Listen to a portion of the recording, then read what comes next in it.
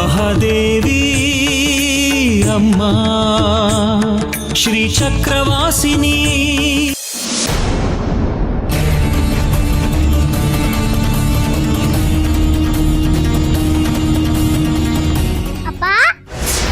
ನೀವು ಸಿಕ್ಕಾಕೋಬಾರ್ದು ಅಂತ ನಮ್ಮ ಸರ್ಕಾರದ ಅಧಿಕಾರಿಗೆ ಲಂಚ ಕೊಟ್ಟು ನೀವು ಮಾಡ್ತಿರೋ ಅಪರಾಧನ ಮುಚ್ಚಾಕ್ತಿದ್ದೀರಾ. ನೀವು ಅಮ್ಮನವ್ರ ಹೆಸರಲ್ಲಿ ಕೊಲೆ ಮಾಡ್ತಿರೋದು ನನಗೆ ಖಾತರಿಯಾಗಿದೆ. ನೀವು ಯಾವ ನ್ಯಾಯಾಲಯದ ಆದೇಶಗಳನ್ನು ಪಾಲಿಸ್ತೀರಾ ಅದೇ ನ್ಯಾಯಾಲಯದಲ್ಲಿ ಅನ್ಯಾಯ ಆಗದೇ ಇರೋ ಹಾಗೆ ನೋಡ್ಕೊಳ್ಳೋಳು ನಾನು. ಅಂದ್ರೆ ನ್ಯಾಯ ದೇವತೆನ?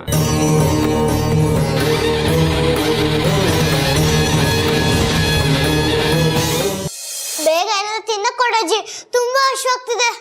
ಅಲ್ವೇ ಇಷ್ಟೊಂದು ಹೊಟ್ಟೆ ಹಸಿವಾಗೋರ್ಗು ಅದೆಲ್ಲಿ ಸುತ್ತಾಡಕ್ ಹೋಗಿದ್ದೆ? ಅಯ್ಯೋ ಅದೊಂದು ದೊಡ್ಡ ಕತೆ. ನಾನ್ ರಶ್ಮಿ ಅಮ್ಮನ ಮನೆಗೆ ಹೋಗಿನ ಅಲ್ಲಿ ದೊಡ್ಡ ರಾಮಾಯಣನೇ ನಡೆದೋಯ್ತು. ರಾಮಾಯಣ ಆದ್ರೆ ಚೆನ್ನಾಗಿರುತ್ತೆ, ಹೇಳು. ಅಲ್ಲಿ ಯಾಕೆ ಹೋಗಿದ್ಯೆ? ನಾನು ರಶ್ಮಿ ಅಮ್ಮನ ನಮ್ಮಪ್ಪನಿಗೆ ಕೊಟ್ಟು ಮದ್ವೆ ಮಾಡ್ಕೊಡಿ ಅಂತ ಕೇಳ್ಕೊಳಕ್ ಹೋಗಿದ್ದೆ.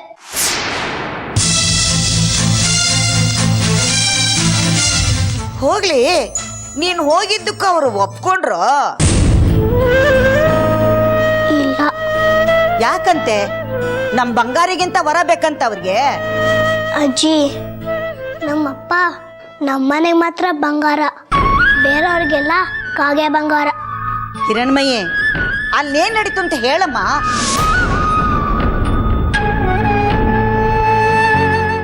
ಹೇಳಮ್ಮ. ನಾನು ಹೇಳ್ತೀನಿ, ಅವ್ರ ಹಿರಣ್ಮಯ್ಯನ ಕುತ್ತಿಗೆ ಹಿಡಿದು ಆಚೆ ತಳ್ಳಿ ಅವಮಾನ ಮಾಡಿದ್ದಾರೆ. ಏನು? ನಮ್ ಹಿರಣ್ಮಯಿನ ಕುತ್ತಿಗೆ ಹಿಡಿದು ಆಚೆ ತಳ್ಳಿ ಅವಮಾನ ಮಾಡಿದ್ರ? ಹೌದಜ್ಜಿ. ಮಗಳೇ, ನಿನಗಾದ್ರು ಸ್ವಲ್ಪ ಬುದ್ಧಿ ಬೇಡವಾ?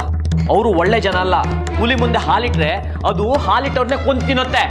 ಅಲ್ವೋ, ಅವ್ರ ಅಪ್ಪ ಅಮ್ಮ ಹಿರಣ್ಮಯಿನ ಕತ್ತಿಡ್ದು ಆಚೆಗೆ ದಬ್ಬಿದ್ರೆ ನೀನ್ ಯಾಕೋ ರಶ್ಮಿ ಮೇಲೆ ಮುನಿಸ್ಕೊಂಡಿದೀಯಾ?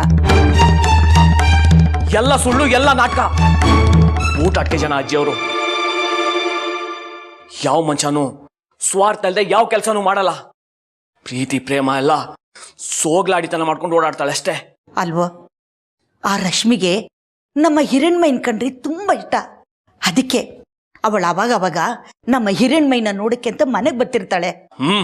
ಬರ್ತಿದ್ದು ನಮ್ಮ ಹಿರಣ್ಮಯಿನ ನೋಡಕ್ಕಲ್ಲ, ನನ್ನ ವಿರುದ್ಧ ಸಾಕ್ಷಿನ ಸಂಗ್ರಹಿಸೋಕೆ.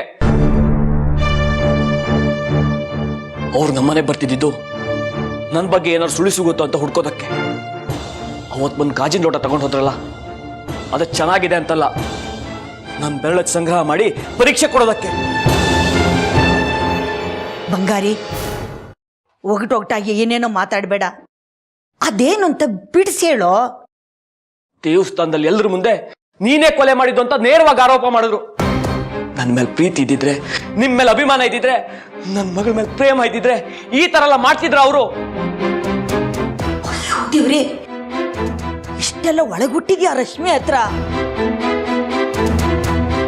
ಪೊಲೀಸ್ ಬುದ್ಧಿ ಎಲ್ಲಿ ಹೋಗುತ್ತೆ ಅಜ್ಜಿ? ಅದಕ್ಕೆ ಅವ್ರು ನಮ್ಮನೆ ಬರೋದು, ನಮ್ಮ ಹಿರಣ್ಮಯಿ ಹತ್ರ ಮಾತಾಡೋದು ಬೇಡ ಅಂತ ಹೇಳಿ ಬಂದಿದ್ದೀನಿ.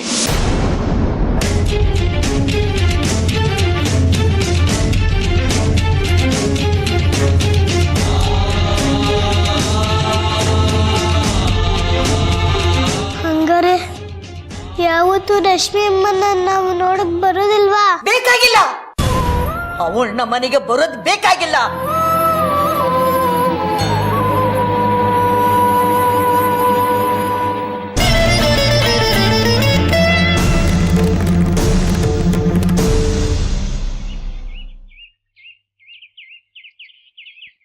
ಏನ್ ಹಾಗೆ ನೋಡ್ತಿದ್ಯಾ? ನೀವ್ಯಾರು? ಅಲ್ಲಿ ಪೊಲೀಸ್ನವ್ರ ಹತ್ರ ಹೇಳಿದ್ನಲ್ಲ, ನಿನ್ ಪರವಾಗಿ ವಕಾಲತ್ ವಹಿಸ್ತಿರೋ ವಕೀಲೆ ನಾನು. ಆದ್ರೆ ನಾನು ಯಾವತ್ತೂ ನಿಮ್ಮನ್ನ ನೋಡೇ ಇಲ್ಲ. ನನ್ನ ಜಾಮೀನ್ ಕೊಡ್ಸಕ್ಕೆ ಯಾರು ಹೇಳಿದ್ರು ನಿಮ್ಗೆ? ನನ್ನ ಪರವಾಗಿ ವಕಾಲತ್ ಮಾಡೋದಕ್ಕೆ ದುಡ್ಡು ಯಾರು ಕೊಟ್ರು? ಹಬ್ಬಪ್ಪ, ನ್ಯಾಯಾಲಯದಲ್ಲೂ ಒಟ್ಟಿಗೆ ಇಷ್ಟು ಪ್ರಶ್ನೆಗಳನ್ನ ಕೇಳಲ್ವಲ್ಲೇ ಹುಡುಗಿ. ನಾನು ಯಾರಾದ್ರೆ ಏನಂತೆ, ನಿನಗೆ ಸಹಾಯ ಮಾಡ್ತಾ ಇದ್ದೀನಿ ತಾನೆ. ನಾನು ಯಾರು, ಯಾತಕ್ಕಿಲ್ಲಿ ಬಂದಿದ್ದೀನಿ ಅಂತ ತಲೆ ಕೆಡಿಸ್ಕೋಬೇಡ.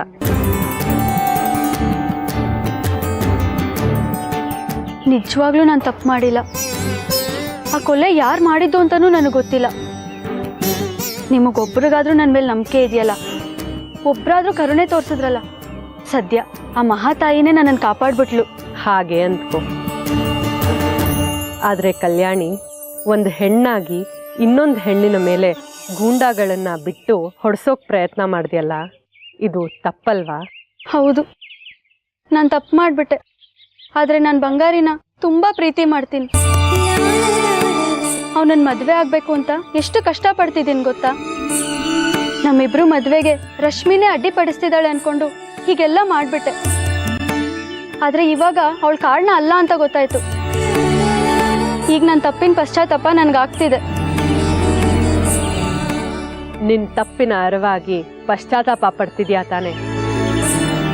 ಇದಕ್ಕಿನ್ನ ದೊಡ್ಡ ಶಿಕ್ಷೆ ಬೇರೆ ಯಾವುದೂ ಇಲ್ಲ. ಇನ್ನು ಮುಂದಾದರೂ ಇಂಥ ತಪ್ಪುಗಳನ್ನು ಮಾಡಬೇಡ. ನನಗೆ ಬುದ್ಧಿ ಬಂದಿದೆ. ಆದರೆ ನೀವ್ಯಾಕೆ ನನಗೆ ಇಷ್ಟೊಂದು ಸಹಾಯ ಮಾಡ್ತಿದ್ದೀರಿ ಅಂತಾನೆ ನನಗೆ ಅರ್ಥ ಆಗ್ತಿಲ್ವಲ್ಲ. ಏ ಹುಚ್ಚಿ, ನಾನು ನಿನ್ನನ್ನು ದಿನ ನೋಡ್ತಾನೆ ಇರ್ತೀನಿ. ನೀನು ನನ್ನನ್ನು ನೋಡಲ್ಲ ಅಷ್ಟೆ. ದಿನ ಹೂ ಕಟ್ಟಿ ಹಾರ ಮಾಡಿ ನನಗೆ ಮುಡಿಸ್ತಾನೆ ಇರ್ತೀಯ. ನಾನಾ ದಿನ ನಿಮಗೆ ಹೂವಿನಾರ ಆಗ್ತಿದ್ದೀನ? ನಾನು ನಿಮ್ಮನ್ನು ನೋಡೇ ಇಲ್ಲ ಅಂತಿದ್ದೀನಿ. ಅಂಥದ್ರಲ್ಲಿ ದಿನ ನಿಮಗೆ ಹೂ ಕಟ್ಕೊಡೋದಕ್ಕೆ ಸಾಧ್ಯ? ದಿನ ಹೂ ಕಟ್ಟಿ ಮಾರ್ತೀಯ ಅಲ್ವಾ, ಅದರಲ್ಲಿ ನನಗೂ ಒಂದು ಪಾಲ್ ಸಿಗತ್ತೆ. ಆದರೆ ನಿನಗೆ ಗೊತ್ತಾಗಲ್ಲ ಅಷ್ಟೆ. ಏನು ಹೋಗ್ಲಿ ಬಿಡಿ. ಅಂತೂ ನನ್ನ ಬಿಡುಗಡೆ ಆಯ್ತಲ್ಲ. ದೊಡ್ಡ ತಲೆನೋವು ಕಳೀತು. ನನ್ನವರು ಅಂತ ನನಗೆ ಯಾರೂ ಇಲ್ಲ. ನಿಮಗೆ ಕೊಡೋದಕ್ಕೆ ನನ್ನ ಹತ್ರ ದುಡ್ಡೂ ಇಲ್ಲ. ಆದರೂ ಯಾರೋ ಏನೋ ನೀವು ಆ ಮಹಾತಾಯಿ ರೂಪದಲ್ಲಿ ಬಂದು ನನ್ನನ್ನು ಕಾಪಾಡ್ಬಿಟ್ರಿ. ನೀನೇ ಹೇಳ್ದ್ಯಲ್ಲ ಮಹಾತಾಯಿ ಅಂತ. ಯಾರೂ ಇಲ್ಲದೆ ಇರೋರ್ಗೆ ಮಹಾತಾಯಿ ನೆರವಾಗ್ತಾಳೆ. ನೀನು ಹೋಗ್ಬಾ, ಏನು ಚಿಂತೆ ಮಾಡಬೇಡ, ಎಲ್ಲ ಒಳ್ಳೇದಾಗತ್ತೆ. ಅಭಯವ ಕರುಣಿಸುವ ಅಭಯದಾತಿನಿ, ವಿಶ್ವವ ಕಾಯುವ ವಿಶ್ವ ವಿನೋದಿನಿ. ಅಭಯವ ಕರುಣಿಸುವ ಅಭಯದಾತಿನಿ, ವಿಶ್ವವ ಕಾಯುವ ವಿಶ್ವ ವಿನೋದಿನಿ. ಭಕ್ತರ ಹರಸಲು ನೆಲೆಸಿದ ತಾಯೇ, ಅಳುವ ಕಣ್ಣೀರನ್ನು ಒರೆಸುವ ತಾಯೇ.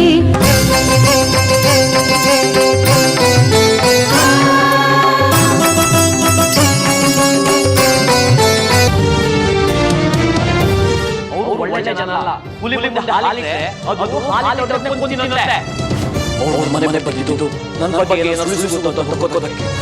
ಅವತ್ತೊಂದು ಗಾಜಿನ ಲೋಟ ತಗೊಂಡ್ರಲ್ಲ, ಅದು ಚೆನ್ನಾಗಿದೆ ಅಲ್ಲ, ನನ್ನ ನೆರಳನ್ನ ಸಂಗ್ರಹ ಮಾಡಿ ಪರೀಕ್ಷೆ ಕೊಡೋದಕ್ಕೆ. ಎಲ್ಲರೂ ನೀನೇ ಕೊಲೆ ಮಾಡಿದ್ದು ಅಂತ ಆರೋಪ ಮಾಡಿದ್ರು. ನನ್ನ ಮೇಲೆ ಪ್ರೀತಿ ಇದ್ದಿದ್ರೆ, ನಿನ್ನ ಮೇಲೆ ಅಭಿಮಾನ ಇದ್ದರೆ, ನನ್ನ ಮಗನ ಪ್ರೇಮ ಇದ್ದರೆ ಈ ತರ ಮಾಡ್ತಿದ್ರು ಅವರು. ಎಲ್ಲಿದ್ದಾಳೆ ಅವಳು? ಎಲ್ಲಿದ್ದಾಳೆ? ರಾಜಲಕ್ಷ್ಮಿ ಅವರು ಕೂತ್ಕೊಳ್ಳಿ. ಸೀತಾ, ನೋಡು ಯಾರು ಬಂದಿದ್ದಾರೆ. ಯಾರು? ಓ ನೀವಾ? ಹೌದು, ನಾವೇ.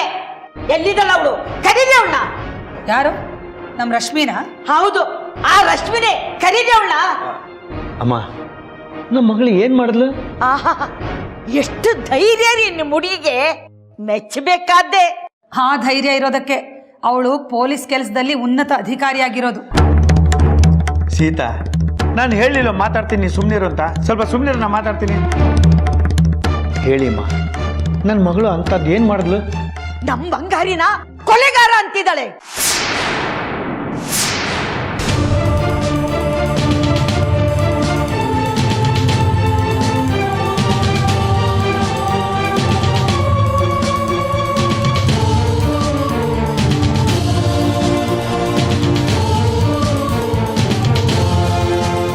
ಅಮ್ಮ, ನೀವು ಏನು ಹೇಳ್ತಿದ್ರೆ ಅರ್ಥ ಆಗ್ತಾ ಇಲ್ಲ. ದಯವಿಟ್ಟು ಸ್ವಲ್ಪ ಅರ್ಥ ಆಗೋಗೆ ಬಿಡಿಸಿ ಹೇಳಿ. ಅಲ್ರಿ, ನೀವು ನಮ್ಮೂರಿಗೆ ಹೊಸದಾಗಿ ಬಂದಾಗ, ನಿಮ್ಮ ಕುಟುಂಬದ ಮೇಲೆ ಕಷ್ಟದ ಮಳೆನೇ ಸುರಿದಾಗ, ನಾನು, ನಮ್ಮ ಬಂಗಾರಿ, ನನ್ನ ಮೊಮ್ಮಗಳು ನಿಮಗೆ ನೆರವಾಗಿದ್ದನ್ನ ನೀವು ನಿಮ್ಮ ಮಗಳು ಇಷ್ಟು ಬೇಗ ಮರಿತೀರ ಅಂತ ನಾವು ಅನ್ಕೊಂಡಿರ್ಲಿಲ್ಲ. ದಯವಿಟ್ಟು ಕ್ಷಮಿಸಿ ಅಮ್ಮ, ಅದು ಯಾವುದನ್ನು ನಾವು ಮರ್ತಿಲ್ಲ. ನಿಮ್ಮ ಕುಟುಂಬದ ಮೇಲಿರೋ ನಮ್ಮ ಋಣ ಈ ಜನ್ಮದಲ್ಲಿ ತೀರ್ಸಕ್ಕಾಗೋದಿಲ್ಲ. ಅಪ್ಪನಾಗಿ ನೀ ಮಾತು ಹೇಳ್ತಿದ್ಯಪ್ಪ, ಆದ್ರೆ ನಿನ್ನ ಮಗಳು, ಅವಳಿಗೆ ಈ ಭಾವನೆ ಇರಬೇಕಲ್ಲ. ಅವಳಿಗೆ ಅಮ್ಮ ಎಂದು ಸಾಯೋ ಸ್ಥಿತಿಲಿದ್ಲು. ಆಗ ನಮ್ಮ ಕೂಸು ಅಮ್ಮನವ್ರಿಗೆ ಹರಕೆ ಹೊತ್ತು ಎಷ್ಟೇ ಕಷ್ಟ ಆದ್ರೂ ಕೆಂಡದಾರತಿ ಮಾಡಿ ಹರಕೆ ತೀರಿಸಿದ್ಲು.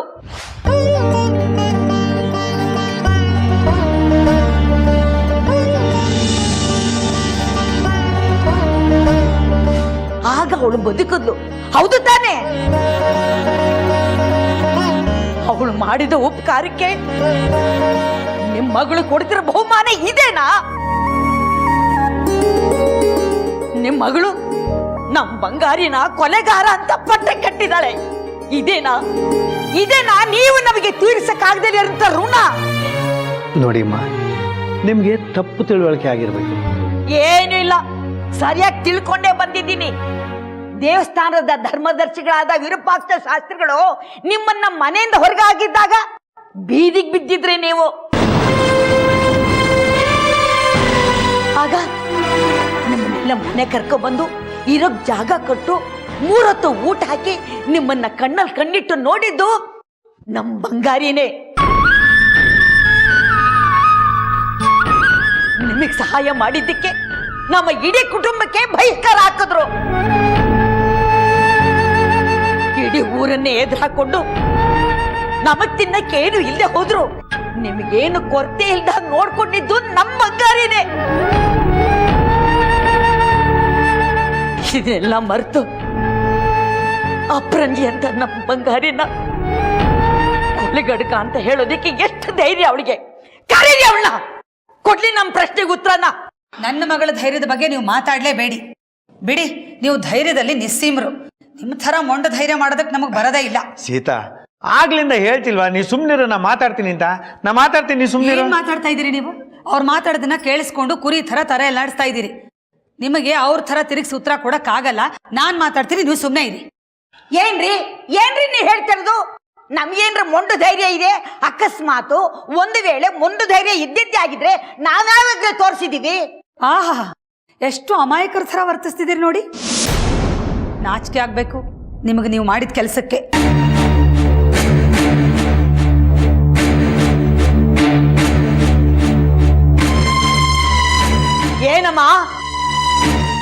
ಏನಮ್ಮ ಅಂತ ಕೆಲಸ ಮಾಡಿರೋದು ನಾವು? ನಿಮ್ಮ ಮರಿ ಮೊಮ್ಮಗಳನ್ನ ಮುಂದೆ ಬಿಟ್ಟು ನಮ್ಮನೆ ಕಳಿಸಿ ನನ್ನ ಮಗಳನ್ನ ನಿಮ್ಮ ಬಂಗಾರಿಗೆ 2ನೇ ಮದುವೆ ಮಾಡಿಕೊಡಿ ಅಂತ ಮದುವೆ ಪ್ರಸ್ತಾಪ ಕಳಿಸಿದ್ರಲ್ಲ, ಎಷ್ಟೇ ಧೈರ್ಯ ನಿಮಗೆ?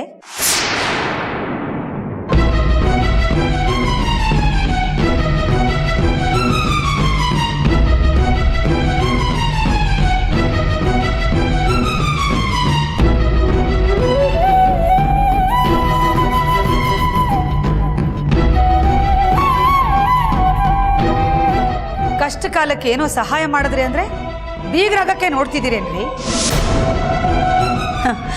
ಈಗ ಅರ್ಥ ಆಗ್ತಾ ಇದೆ ನನಗೆ, ನೀವು ಅವಾಗ ನಮ್ಗೆ ಯಾಕೆ ಅಷ್ಟೊಂದು ಉಪಕಾರ ಮಾಡಿದ್ರಿ ಅಂತ. ಎಂಥ ದುರಾಲೋಚನೆ ಜನ, ಛೀ. ಅಲ್ರಿ ರಾಜಲಕ್ಷ್ಮಿ, ನೀವು ನಾವು ಒಂದೇನಾ? ನಮ್ಮಂತಸ್ತೇನು ನಿಮ್ಮಂತಸ್ತೇನು? ನನ್ನ ಮಗಳು IPS ಅಧಿಕಾರಿ. ನಿಮ್ಮ ಬಂಗಾರಿ ಏನ್ ಮಾಡ್ತಾನೆ? ದೇವರ ದೇವಸ್ಥಾನದಲ್ಲಿ ಚಪ್ಪಲಿ ಕಾಯ್ತಾನೆ. ಅಂಥ ಅನಕ್ಷರಸ್ಥ ಅಳಿಯನಿಗೆ ನನ್ನ ವಿದ್ಯಾವಂತ ಮಗಳನ್ನ ಕೊಟ್ಟು ಮದುವೆ ಮಾಡಿಕೊಡಿ ಅಂತ ಮದುವೆ ಪ್ರಸ್ತಾಪ ಕಳಿಸ್ತಿರಲ್ಲ, ಎಂಥ ಮೊಂಡ ಧೈರ್ಯ ರೀ ನಿಮಗೆ? ಹಾ ಸೀತಾ, ನಾನು ಹೇಳ್ತಾ ಇದ್ದೀನಿ, ದಯವಿಟ್ಟು ನಿನ್ನ ಮಾತಿಗೆ ವಿರಾಮ ಹಾಕು.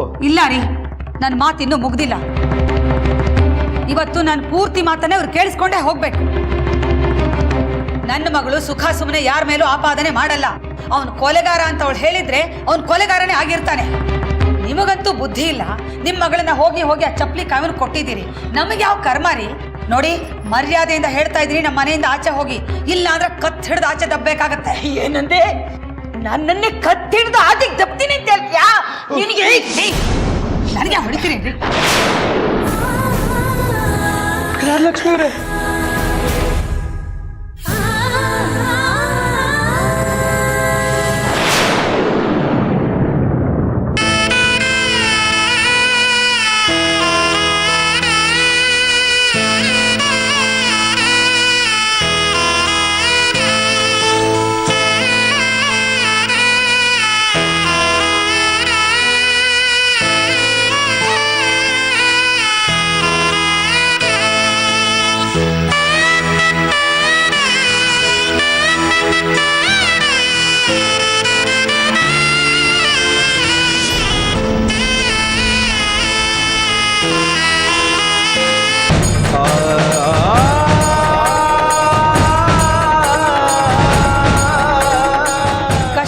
ಅದಕ್ಕೆ ಏನೋ ಸಹಾಯ ಮಾಡಿದ್ರಿ ಅಂದ್ರೆ ಬೀಗ್ರಾಗಕ್ಕೆ ನೋಡ್ತಿದ್ದೀರಿ ದುರಾಲೋಚನೆ ಜನ. ಛೀ, ಮರ್ಯಾದೆಯಿಂದ ಹೇಳ್ತಾ ಇದ್ರಿ ನಮ್ಮ ಮನೆಯಿಂದ ಆಚೆ ಹೋಗಿ, ಇಲ್ಲ ಅಂದ್ರೆ ಕತ್ ಹಿಡಿದು ಆಚೆ ದಬ್ಬೇಕಾಗತ್ತೆ.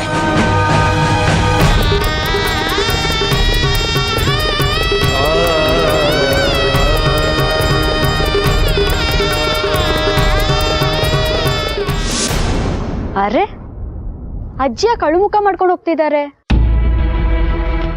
ಏನೋ ಆಗಿದೆ, ಏನು ಅಂತ ಕಂಡುಹಿಡಿಬೇಕು. ಇವತ್ತು ನೀನು ಮಾಡಿದ್ದು ಅಕ್ಷಮ್ಯ ಅಪರಾಧ ಸೀತಾ. ಛೇ, ಇದಕ್ಕೆ ಕ್ಷಮೆನೇ ಇಲ್ಲ. ನೆನ್ಸ್ಕೊಂಡ್ರೆ ನನಗೆ ಬೇಜಾರಾಗ್ತಾ ಇದೆ. ಹಿರಿಯರವರು ಗೌರವದಿಂದ ಮಾತಾಡಬೇಕಾಗಿತ್ತು. ಕಡೆ ಪಕ್ಷ ಮಾನವೀಯತೆಯಿಂದ ನಡ್ಕೋಬೇಕಾಗಿತ್ತು. ಈ ರೀತಿ ಮೃಗತ್ತರ ಅಲ್ಲ. ಇವತ್ತು ನೀನು ಈ ರೀತಿ ಮಾತಾಡಿದ್ದು ನಿನಗೆ ನಾಚಿಕೆ ಅನ್ನಿಸ್ತಿಲ್ಲ? ಹೋಗಿ ಕನ್ನಡಲ್ಲಿ ನಿನ್ನ ಮಕ್ಕ ನೋಡ್ಕೋ. ನಿನ್ನ ಕಣ್ಣುಗಳನ್ನ ನೀನೇ ಎದುರಿಸಕ್ಕಾಗೋದಿಲ್ಲ. ನಿನ್ನ ಜೊತೆ ಮಾತಾಡೋದಕ್ಕೂ ಅಸಹ್ಯ ಆಗತ್ತೆ.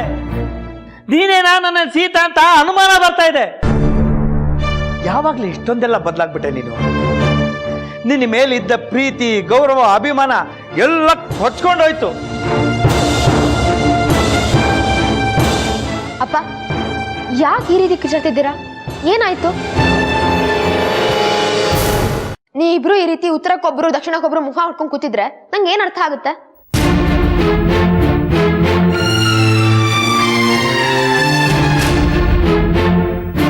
ನೋಡ್ದ್ಯಾ ಸೀತಾ, ಇವತ್ತು ಎಂಥ ಪರಿಸ್ಥಿತಿಗೆ ನನ್ನನ್ನು ತಂದಿಟ್ಟಿದ್ಯಾ. ಮಗಳಿಗೆ ತಂದೆಯಾಗಿ ನಿನ್ನ ಬಗ್ಗೆ ದೂರ ಹೇಳಬೇಕು, ಅದು ನಿನ್ನ ಅವಿವೇಕದಿಂದ.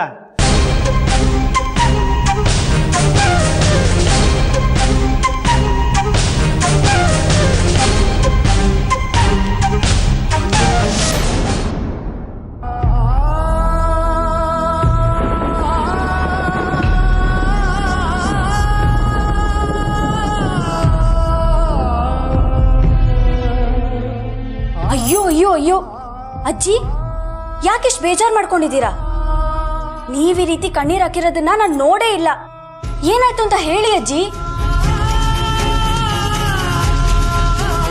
ನಾನು ರಶ್ಮಿ ಮನೆಗೆ ಹೋಗಿದ್ದೆ. ಅಲ್ಲಿ ಅವರ ಅಮ್ಮ ನನ್ ಬಾಯಿ ಬಂದಾಗ ನನ್ ಕಳಿಸ್ಬಿಟ್ರು, ಅವಮಾನ ಮಾಡಿದ್ರು. ನಾನ್ ಬಿಡಲ್ಲ, ನಾನು ಅವ್ರನ್ನ ಸುಮ್ಮನೆ ಬಿಡಲ್ಲ. ಓಹೋ, ಇಷ್ಟೆಲ್ಲ ಆಗಿದ್ಯಾ?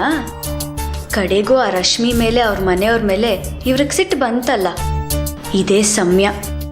ನಾನು ಅವ್ರ ಬಗ್ಗೆ ಇನ್ನೂ ಬೆಂಕಿ ಹಚ್ಚಿ ನನ್ನ ಬಂಗಾರಿನ ನನ್ನಂತೆ ಮಾಡ್ಕೋಬಹುದು. ಅಯ್ಯೋ, ಇದೇನಜ್ಜಿ ಇದು? ನೀವು ಮನೆ ಕಸನೇ ಗುಡ್ಸಿಲ್ಲ. ಅವ್ರ ಮನೆಗೆ ಹೋಗೋ ಬರ್ದಲ್ಲಿ ನೀವು ಮನೆ ಕಸ ಗುಡ್ಸೋದ್ ಮರ್ತೋಗಿದ್ದೀರಾ. ಇರ್ಲಿ ಬಿಡಿ, ಈ ಮನೆಗೆ ನಾನೇ ತಾನೇ ದಿಕ್ಕು, ನಾನೇ ಗುಡಿಸ್ತೀನಿ. ಅಜ್ಜಿ, ನೀನು ರಶ್ಮಿ ಅಮ್ಮನ ಮನೆಗೆ ಹೋಗಿ ಜಗಳ ಮಾಡಿದ್ದು ದೊಡ್ಡ ತಪ್ಪು. ಏಯ್, ಮುಚ್ಚ ಬಾಯಿ. ನಾನ್ ನಿನ್ ಮುತ್ತಜ್ಜಿ ಕಣೆ, ನೀನ್ ನನ್ ಮರಿ ಮೊಮ್ಮಗಳು. ನನಗೆ ಬುದ್ಧಿ ಹೇಳ್ಕೊಡಕ್ ಬರ್ಬೇಡ. ಅಜ್ಜಿಗೆ ಕೆಮ್ಮುದಿನ ಹೇಳ್ಕೊಡಕ್ ಬರ್ತೀಯಾ? ನನಗೆ ಗೊತ್ತು ಕಡೆ, ಯಾವತ್ ಸರಿ ಯಾವತ್ ತಪ್ಪು ಅಂತ. ಅಯ್ಯೋ, ಹೋಗ್ಲಿ ಬಿಡಿ ಅಜ್ಜಿ.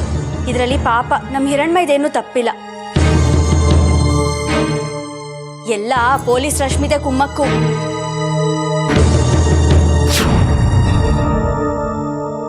ನೈವಾಗಿ ಮಾತಾಡಿ ಪಾಪ ನಮ್ಮ ಹಿರಣ್ಮೈ ತಲೆ ಕೆಡಿಸ್ಬಿಟ್ಟಿದ್ದಾಳೆ. ಮಕ್ಳನ್ನ ಬುಟ್ಟಿಗೆ ಹಾಕೊಂಡ್ರೆ ಮನೆಯವ್ರನ್ನು ಮಂಗ್ಬೂದಿ ಹೆಚ್ಬೋದು ಅಂತ ಉಪಾಯ ಅವಳ್ದು. ಕಲ್ಯಾಣಿ ಅಕ್ಕ, ರಶ್ಮಿ ಅಮ್ಮನ ಬಗ್ಗೆ ಹಾಗೆಲ್ಲ ಮಾತಾಡ್ಬೇಡಿ. ಮಾತಾಡಿದ್ರೆ ನಾನ್ ಸುಮ್ಮನೆ ಇರಲ್ಲ. ಏಯ್, ಮುಚ್ಚ ಬಾಯಿನ. ಇನ್ನೊಂದ್ಸಲ ರಶ್ಮಿನ ಅಮ್ಮ ಗಿಮ್ಮ ಅಂದ್ರೆ ನಾಲಿಗೆ ಮೇಲೆ ಬರೆ ಹಾಕ್ಬಿಡ್ತೇನೆ.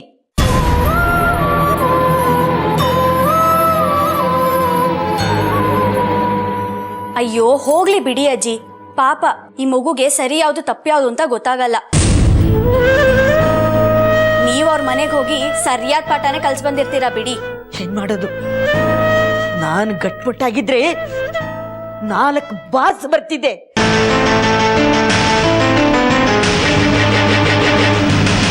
ವಯಸ್ಸಾಯ್ತು, ಕೈಯಲ್ಲಾಗಲ್ಲ. ಎಲ್ಲದಕ್ಕೂ ಇನ್ನೊಬ್ಬರನ್ನ ಆಶ್ರಯಿಸಲೇಬೇಕು. ಅಯ್ಯಯ್ಯೋ ಅಜ್ಜಿ, ನಾನು ಮರ್ತೇ ಬಿಟ್ಟಿದ್ದೆ. ನಾನಿನ್ನೂ ಅಂಗಡಿನೇ ತೆಗ್ದಿಲ್ಲ. ದೇವಸ್ಥಾನದಲ್ಲಿ ಪೂಜೆ ಸಮಯ ಬೇರೆ. ನಾನಿನ್ನು ಬರ್ತೀನಿ. ನಾನು ಸಂಜೆ ಬಂದು ಎಲ್ಲ ಕೆಲಸನೂ ಮಾಡ್ಕೊಡ್ತೀನಿ. ನೀವೇನು ಕಷ್ಟಪಡಕ್ಕೆ ಹೋಗಬೇಡಿ.